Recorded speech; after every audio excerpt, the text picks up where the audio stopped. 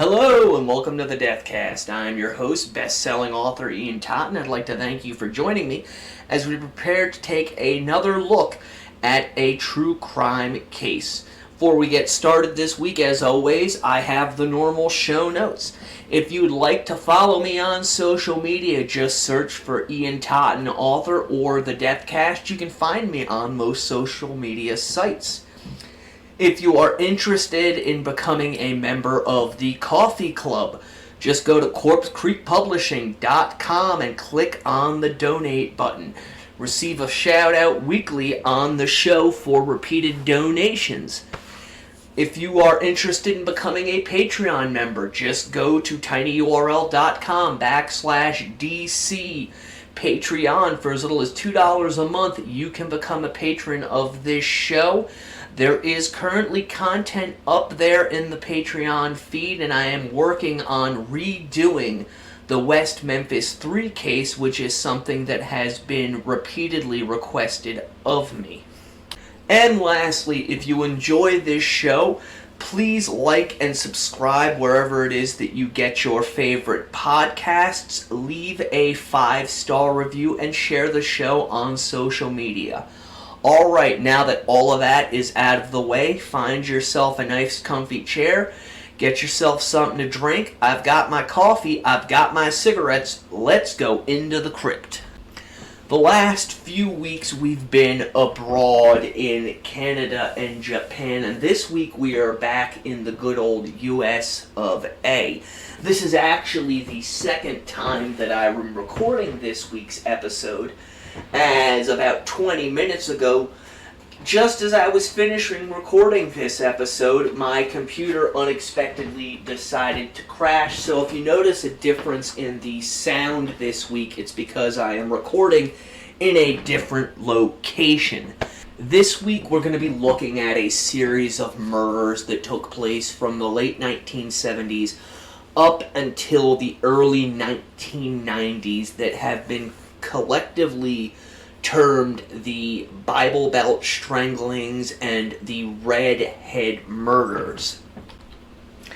Now, some of these cases have been linked together by law enforcement going so far back as 1985, while others were linked together by a high school sociology class whose teacher gave them the task at looking at a series of unsolved murders.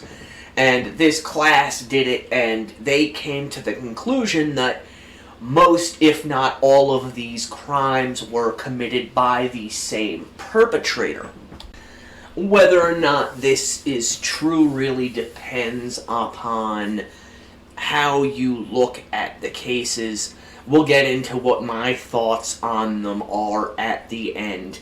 But we're going to start really at the beginning. We're going to start with what are considered the absolute no deniability about it cases. The ones that both law enforcement and the sociology class have stated emphatically are the result of a single killer. Before we move on into talking about the cases that are possibly identified as being linked to these other cases. The first of the known victims was discovered on September 16th, 1984, not too far from West Memphis, Arkansas, which is a place that we've gone to before, and if you'll recall, West Memphis is not a very nice town. There's a high rate of crime there, prostitution, as well as drug usage, and I have it on good authority from people who have been in that area for decades. It's really where the people from Memphis, Tennessee go when they want to, participate in vices. Gambling is legal in West Memphis, and it's a haven and a hub for truck drivers. So this first victim was found, as I said, on September 16th, 1984, along the side of Interstate 40, and they were found only wearing a sweater.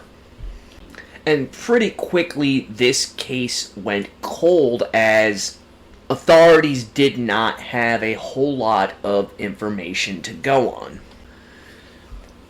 In June of 1985, a couple living in Florida saw something with a picture of this woman who at this point had been unidentified and recognized her as a woman who had been staying with them. So they contacted the West Memphis Police Department and informed them, hey, we think we know who this woman is. Her name was Lisa Nichols. She also went by the last name of Jarvis. So police took this information, they took fingerprints from the victim's body, and they confirmed her identity as being that of Lisa Nichols. And from that point on, the police unfortunately did everything they could in the press to paint Nichols in the worst light possible. Nichols was a known prostitute. It happens quite often. You know, women get into drugs. They need to feed their habit, so they take to working the streets. In the case of Nichols, it's suspected, and there is evidence to support, that she was actually working the truck stop circuit, which is very common for prostitutes to do because they know that there are men there who have money and are willing to spend that money in turn for sexual services.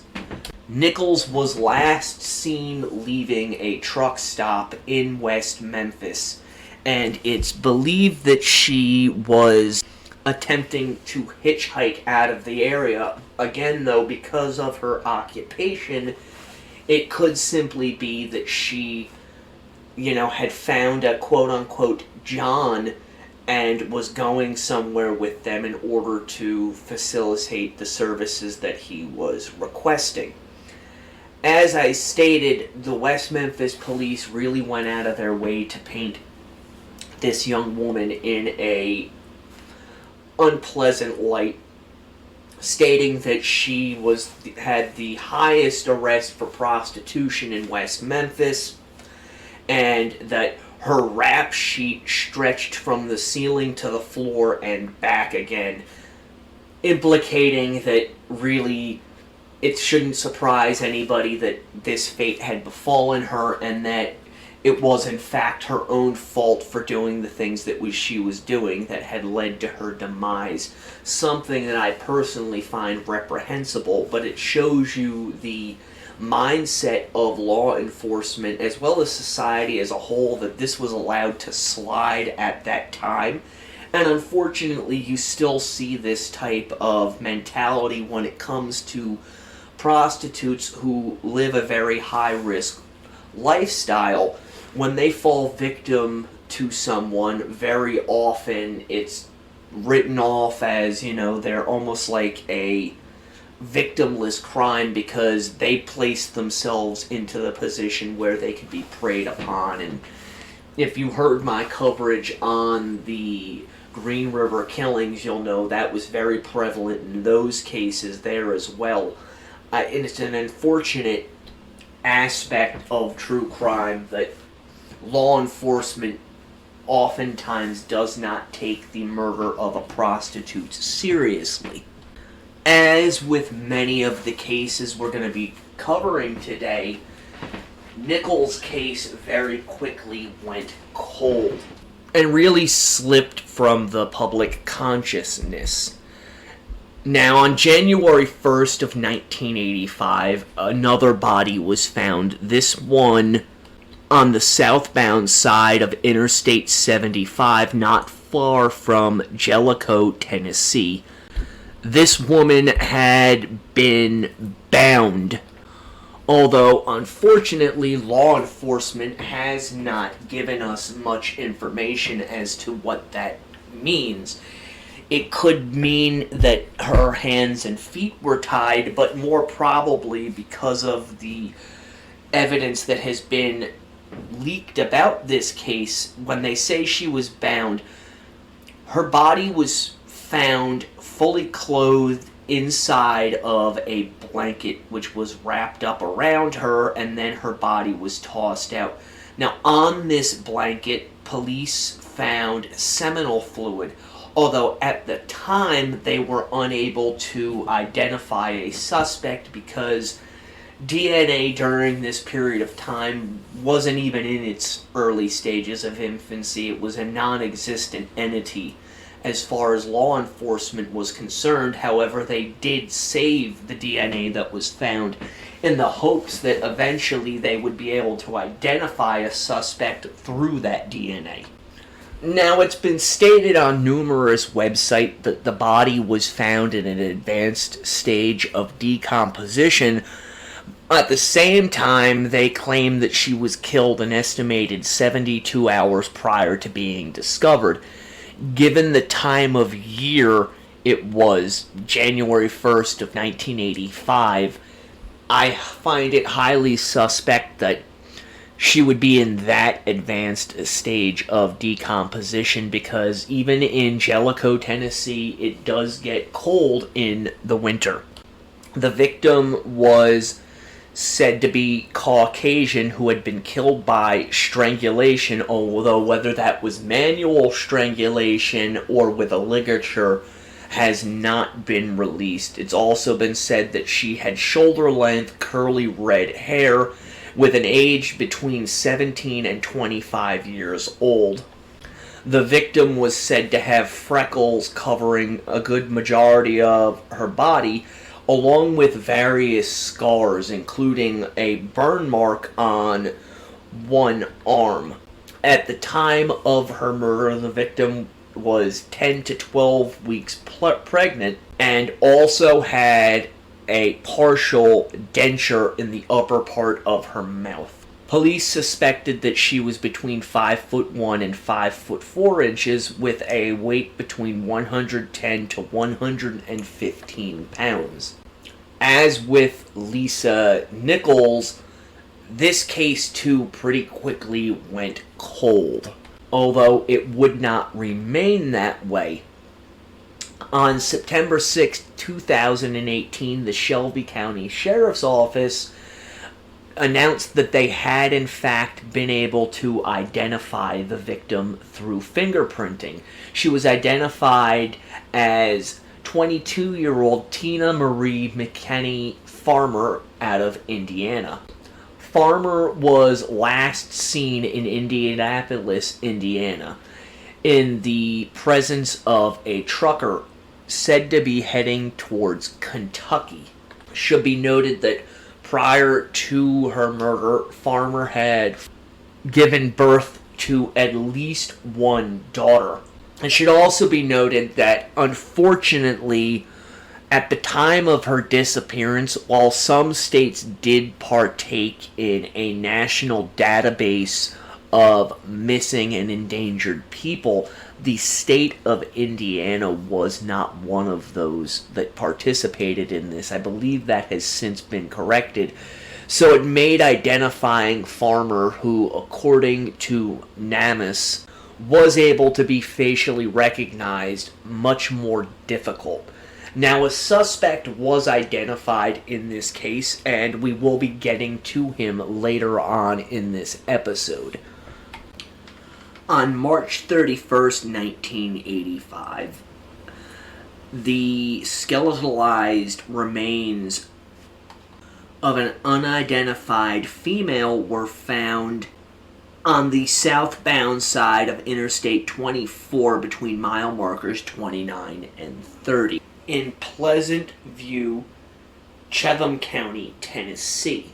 This is roughly 3.5 hours from Jellicoe, Tennessee, just to give you an idea of the general geographic location that we're talking about. So if this is the same killer, they obviously have to have some mode of transportation in order to get to one place to the other and then back again, or however it might be working as the case may be. This particular victim is believed to have been 31 to 40 years old, with a height between 5 foot and 5 foot 2 inches. It is known that the victim had red hair, although no weight has been given. It has also been stated that the victim was Caucasian. Unlike other victims, however, this victim was fully clothed, and I'm going to go over the list of clothing that was found on the victim at the time of the body's discovery. And again, as with other pictures, you can find them on my various social media accounts. The victim was found wearing a light pink shirt with pink flowers on it and a pink sweater with small blue spots. And when you look at pictures of this, it's not the type of sweater that many people think of when they think of a sweater. Most people think of a sweater that goes all the way down their body. This was more the type of sweater that covers their arms and just the upper part or breast area of the body and kind of buttons down in the front. I know there's a specific term for that type of sweater, but at the moment it is escaping me. The victim was also found to be wearing pants, although I couldn't find no descriptor of that, a black bra, and a blue and yellow baseball type cap with a palm tree on it. Police suspect that this victim, who was found by a passerby, died between October 1984 and January of 1985. So she had been lying in state there for quite some time before her body was discovered. Again, unfortunately, as with many of these victims, police were unable to find a suspect or to even advance much as far as an identity or a reason for the homicide. On April 1st, 1985, the naked body of a woman was found inside of a White Admiral refrigerator alongside of Route 25 in Gray, Knox County, Kentucky. There were a number of distinguishing features with this body. She had a number of moles on her body, and her teeth were found to be stained near the upper incisors. They were stained yellow. There was also a number of scars on the body, including one on her abdomen that indicated that she had given birth to a child by a cesarean. The police performed an autopsy on the victim, and it was determined that her age was anywhere from 24 to 35 years old, with a height of between 4 feet 9 to 4 feet 11 inches. So we're not talking about an extremely tall woman. It was also found that the victim had red hair that was at least 1 foot in length. On the victim's body, a number of things were found. First and foremost, as I stated, the victim was found nude. Well, that's mostly true. They found a white sock on 1 foot and another sock, which I presume to have been about calf length, on the other. Now, this other sock was white with green and yellow striping on it, similar to the type that were popular in the 1970s and 1980s, although many of those were of the knee-high variety. She was also found to have a necklace with pendants on it. One of the pendants was a heart, while the other was a gold-colored eagle. Police really tried to find out who this woman was, as the village of Gray has been described as a very rural, quiet, and sleepy place. And to give you an indication of that, it's been estimated that over 500 attended this unidentified woman's funeral. And in the course of trying to find out anything that they could about this woman, police stumbled upon the fact that it was suspected she may have been a woman who was heard to have been trying to solicit a ride via CB radio. Whether this is true or not, it does feed into the possible theory that this woman was the victim of a truck driver, because if you think about CB radios, most people naturally associate them with trucks and truck drivers. Also found at the location where the body was discovered was a pair of boots, although these have not been definitively linked to this victim. Another note of interest concerns the refrigerator that she was found inside of. Some reports state that the words Superwoman were on the door of this refrigerator. Now, this may have been a sticker or it may have been written on there. We're really not certain, as police have not released that piece of information to the best of my knowledge. And this could have been something that was already on the refrigerator, i.e. the murderer was driving along and saw this refrigerator sitting there, saw the words written on it, got a chuckle out of it, placed the victim inside of it. Or it could have been that this perpetrator put the woman inside of the refrigerator, put the sticker or the words on the door as sort of a dark inside joke for himself, and then dropped the refrigerator off at this spot. It's really unknown. Although I suspect that the perpetrator probably brought the refrigerator with them and disposed of her and the refrigerator at the same time. And I say this because I have not seen any indication stating that this refrigerator was known to have been in place at the crime scene prior to the discovery of this woman's body. As with a few of the other cases I've already discussed, this victim was eventually identified. On October 1st, 2018, the Knox County Sheriff's Office announced that they had been able to positively identify the woman. Now, as I understand it, one of the women's daughters contacted them after coming across this Jane Doe, stating that she matches the physical description of my mother, but not only that, the jewelry that she was found to be wearing also matches the description of the jewelry my mother was said to have been wearing. The reason I put it like that is this daughter was 6 weeks old when her mother went missing. So she contacts the police, they do a DNA test, and it comes back with a positive, and they are able to identify this victim as 28-year-old S.B. Black Pilgrim. Now, S.B. is also known to have given birth to 4 other children prior to her disappearance, and S.B. was from Spindale, North Carolina, although the exact circumstances of her disappearance are, at least to me, unknown at this point. And again, this could be a case where law enforcement has some very specific data that they are holding back. We've talked about it in other episodes where the police will have information that is pertinent to the case that only themselves and the perpetrator would have access to.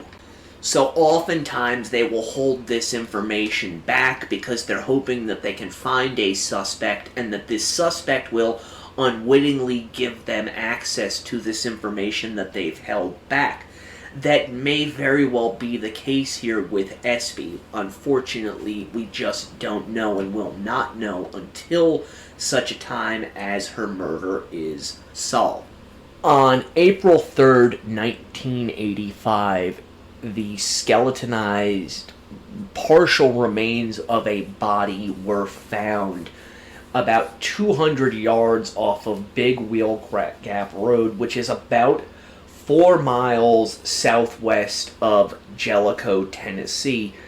And this particular area where this body was found was extremely rural. In fact, police later stated that it's highly unlikely that anyone would have just stumbled upon this area, which was near a strip mine. The area was known as a dumping ground for locals. Police postulated that the suspect either was a local or someone who was familiar enough with local geography that they knew this area was there and thus knew that it was sparsely traveled and that they would be able to dispose of a body there. Now, when I said that they found a partial body, what I mean by that is they found skeletal remains. Although sources differ as to the amount of remains found. Some state that they found 28, 29 bones, while others state that they found 32 to 33 bones. What's important, however, is that one of the bones that was discovered was a nearly intact human skull. This allowed law enforcement to create a facial reconstruction, with law enforcement putting the victim's age range between 9 to 15 years old, which would put this particular victim well outside the age range of our prior two victims. Also found at the crime scene were a bracelet and a necklace which were made out of plastic buttons, and you'll be able to see photographs of these as well as pictures and reconstructions of some of the victims on my various social media sites. Also found nearby was a pair of size 5 hiking boots and pieces of clothing. Police have stated that they do not know whether or not these articles belong to the victim, but there is a very high probability that they did in fact belong to them. Now, some similarities were found between this victim and that of Tina Farmer's, as well as another victim who, again, we will be discussing later on in the episode. Clothing was found knotted in a very particular fashion around this victim's neck, much as it had been found with Tina Farmer and this other victim. Although, to the best of my knowledge, they did not find any DNA evidence linking the victim to a particular suspect, which is kind of par for the course when you consider the state that the body was in. That is not, however, to say that this victim remained unidentified. On August 30th, 2022, the body was identified using DNA as belonging to a 15-year-old girl by the name of Tracy Sue Walker of Lafayette, Indiana. Now, the way this came to be is that TBI, the Tennessee Bureau of Investigations, had contacted Ortham Laboratories, who are kind of known for helping out law enforcement in finding out the identities of unidentified victims. And through this, they were able to track down a number of relatives in Lafayette, Indiana. And upon questioning these individuals, they learned that they did indeed have a relative who vanished. This young girl was born in 1962 and had actually gone missing at some point in 1978. And this kind of gives you an idea of how different times were in the 1970s as opposed to how they are now, where if a child goes missing, it's immediately reported, and for the most part, law enforcement jumps all over it. Her mother reported her missing a number of times as having run away from home in the mid to late 1970s. It's unknown, really, whether or not law enforcement pursued these incidents when they occurred, although I suspect they probably did not, simply because that's not how law enforcement operated back then. In any event, Tracy was last seen by a friend at the Tippecanoe Mall in Lafayette at some point in 1978. Her mother put in a missing persons report, and really that's as far as it went. The family had no further resolution as to what had taken place regarding Tracy until police were able to identify her remains. So there's the list of the quote-unquote absolute victims of this serial killer. We'll get into why I say quote-unquote shortly. The next group we're going to go through is those who are suspected of being victims. The first is Priscilla Ann Blevins. Now, Priscilla Ann Blevins was born March 29th, 1948. And she went missing on July 8th of 1975. When she was last seen by her roommate at the home they shared at the 1700 block of Tyvola Road in Charlotte, North Carolina. Her parents immediately began a search for their daughter, as for her to disappear like this was extremely uncharacteristic. Unfortunately, there were very few leads in her case, as no one came forward stating that they had seen her. On March 29th, 1985, so just a little bit over 10 years after she had gone missing, the skeletal remains of a woman were found along Interstate 40, not far from Waynesville, North Carolina. No cause of death could be determined, and unfortunately the remains were placed into the evidence room and pretty much forgotten about until the early 2000s, when Priscilla Ann Blevins' sister decided that she could not live with herself if she did not at least try to discover what had happened to her sister. So she got in touch with various law enforcement agencies trying to find out what had become of her sister, and they took DNA testing and put it inside of a national database. Unbeknownst to her, the agency that had possession of her sister's remains had also recently placed the remains into this national database in an effort to try and discover the woman's identity. And it was through this that the victim was identified as being 27-year-old Priscilla Ann Blevins. And police have not really given it a lot of information on this particular case.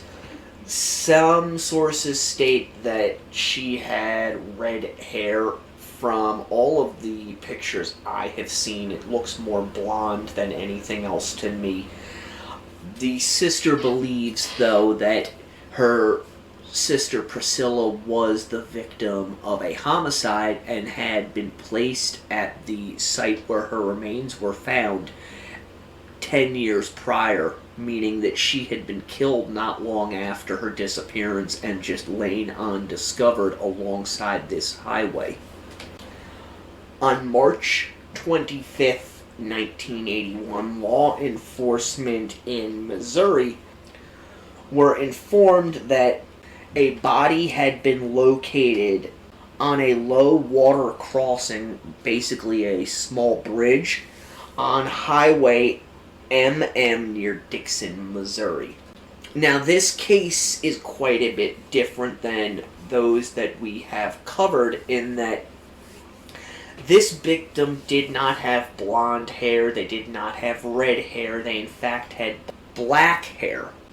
Now, it was pretty quickly determined that this victim had died from a blunt force trauma to the side of the head, as well as strangulation, as pantyhose were found around her neck. She was also found fully clothed except for her feet, which were bare. Police had an isotope test done on the body, and for those who don't know what that is, basically they're able to tell what region someone is from based on the various minerals that are deposited in their body. Just an example, this isn't fact, but let's say somebody was from, California, the northern part of it.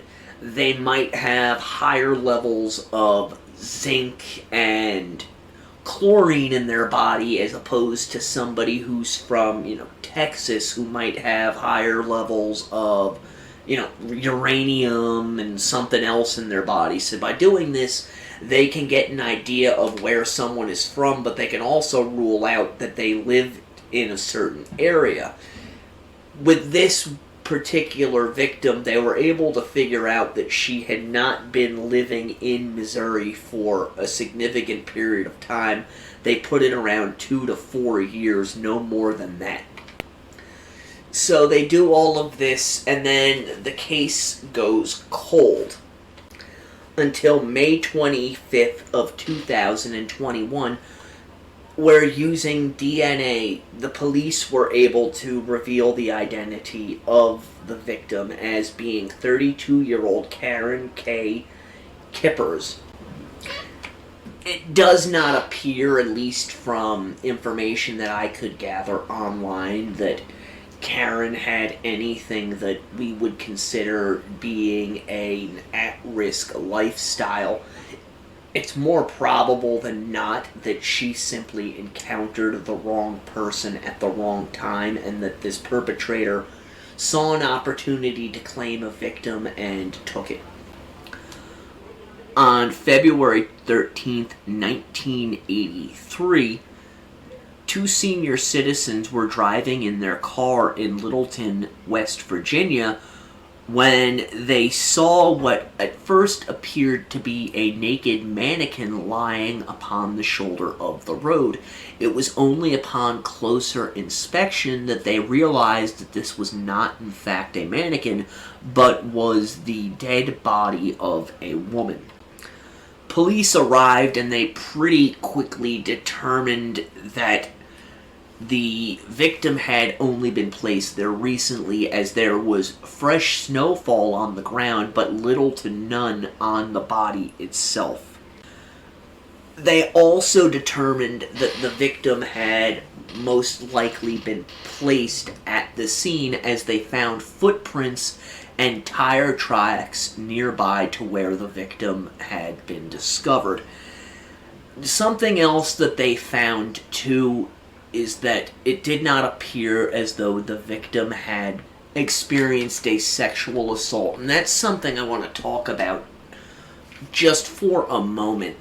Oftentimes when someone is the victim of sexual assault, specifically vaginal or anal rape, there is tearing of that tissue in those areas through the violent actions of the perpetrator.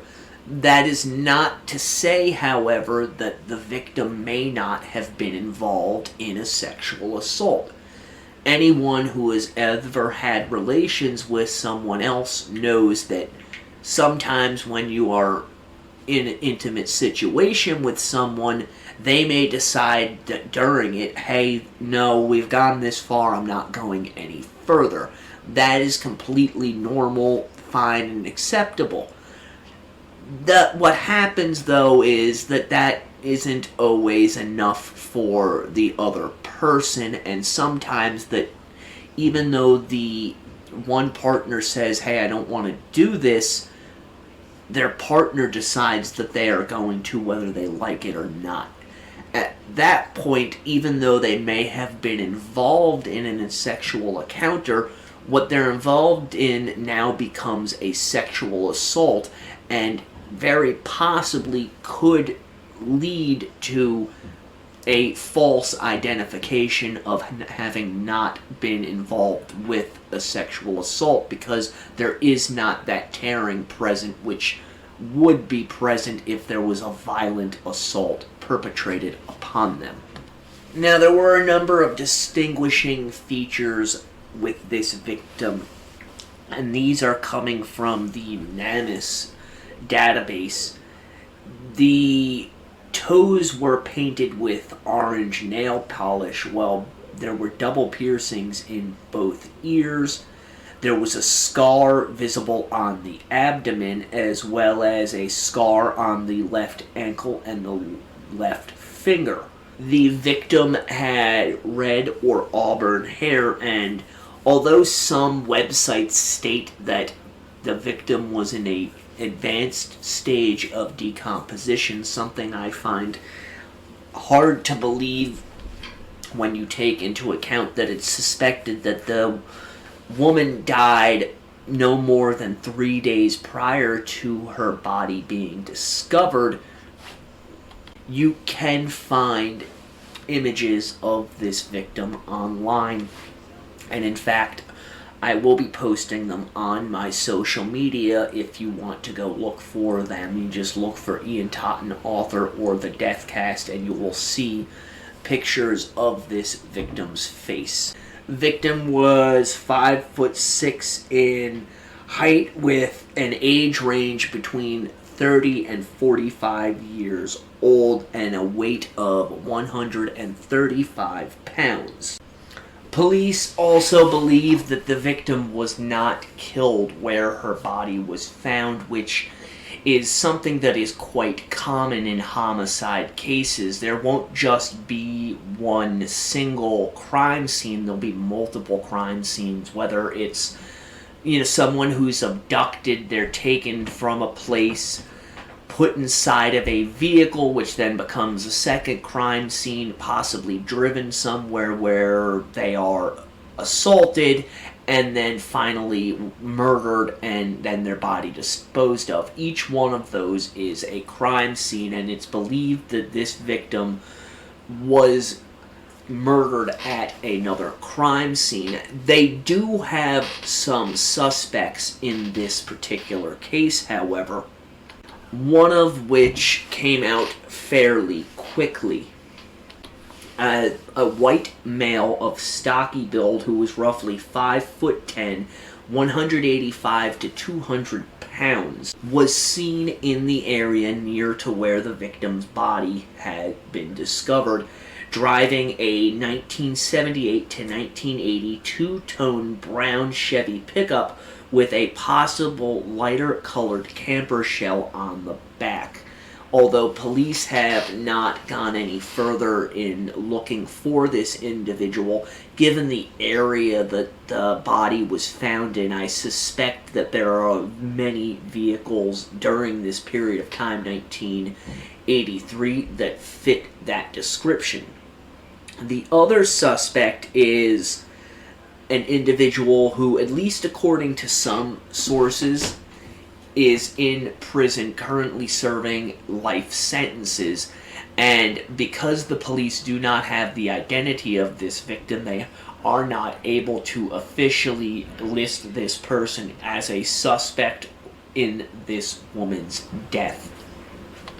The next victim was discovered on January 24th, 1985.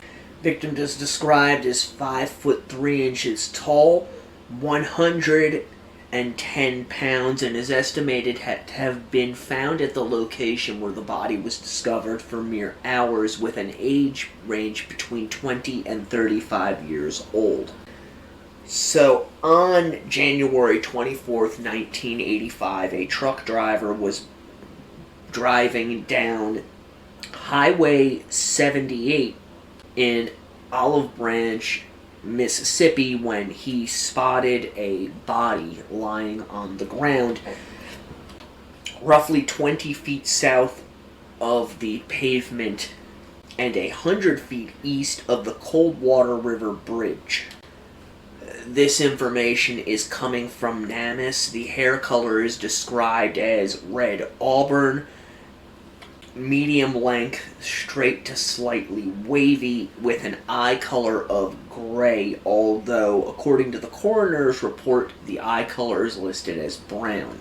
The fingernails on both hands were bitten very far back from the fingertips, and there were 3 piercings found in each one of the ears. There were a number of scars on the body, including one on the left forearm and multiple scars on the left hand. There was tattoos, one on the inside right ankle reading THC in block letters, and another tattoo on the inside left ankle, although that one was really indecipherable. Victim was described as wearing a peach-colored short-sleeve pullover type top with embroidery on the front and Gloria Vanderbilt jeans. Most of you may be familiar with that name, Gloria Vanderbilt. They're not very high-end jeans. In fact, they're sold in places like Kmart and Walmart, JCPenney, like that. So, more likely than not, we're looking for someone who came from either a middle class or lower down on the income spectrum. The other thing of note concerning this case is that law enforcement believes the woman may have been a heavy smoker, and at least from what I could see of the images available of her online, it appears as though she was involved in some kind of violent altercation, as the pictures appear to show a woman who has some pretty heavy bruising on her face, particularly on her right eye. And this next case is really what got me to looking into this, as I was yammering with a friend of mine by the name of Aurelia about the person who has been put forth as the most likely suspect for this particular murder. And it's someone we have covered before, and I will get to him in just a moment. On April 14th, 1985, the body of a young white female, aged between 14 to 20 years old, was found in Greenville, Greene County, Tennessee, on the southbound side of I-81 by a teenager who was out fishing. The body was found approximately 58 feet from an off-ramp. It was noted that the body had been severely beaten and possibly stabbed, although it was hard to determine exactly how severely she was beaten, as the body was in an advanced state of decomposition, with investigators later stating that they believed the body to have been there 3 to 6 weeks prior to discovery. Body was found nude with no type of clothing nearby. And eventually it was determined that the victim had died from a severe blunt force trauma to the side of the head. Investigators were able to use isotope testing to confirm that the victim had not been born in the area and was most likely from the eastern to northeastern United States. And there the case went cold until 2017.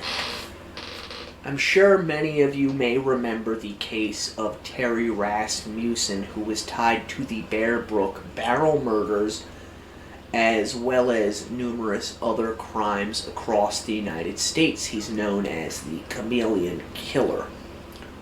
Well, when the second batch of bodies were found in Bear Brook State Park, relatives of a young woman by the name of Elizabeth Lamont contacted authorities stating that they believed that one of the victims might in fact be Elizabeth. So police got DNA and started looking into Elizabeth's background. And what they found was pretty disturbing.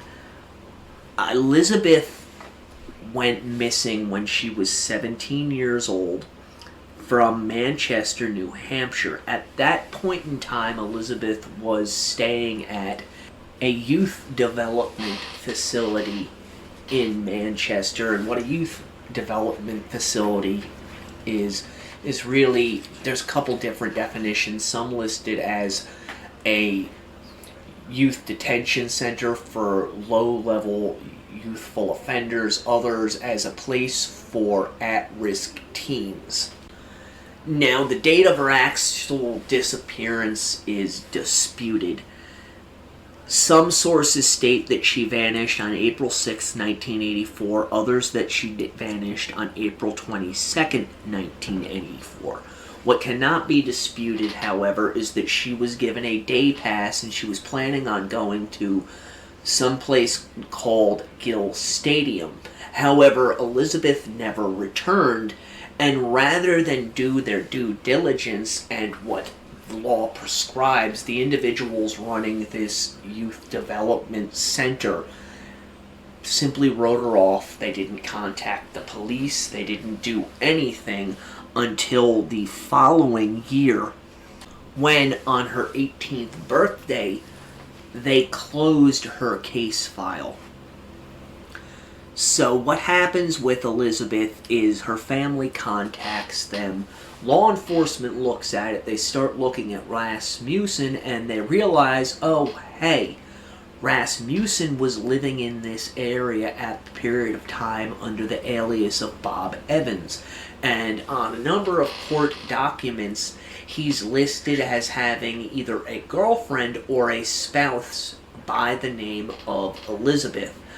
More so than that, this Elizabeth has never been identified. So the police start looking into the angle that Elizabeth may in fact be Elizabeth Evans, who was tied to Rasmussen, and that she may in fact be the victim of Rasmussen and be inside one of these barrels. However, they start running her fingerprints and DNA, and lo and behold, they discover that no, Elizabeth's body was actually found in Greenville, Tennessee, and that prior to having been murdered, she had been pregnant, although that she had lost this pregnancy prior to being murdered. There are still people who believe that Terry Rasmussen was most probably responsible for Elizabeth's murder.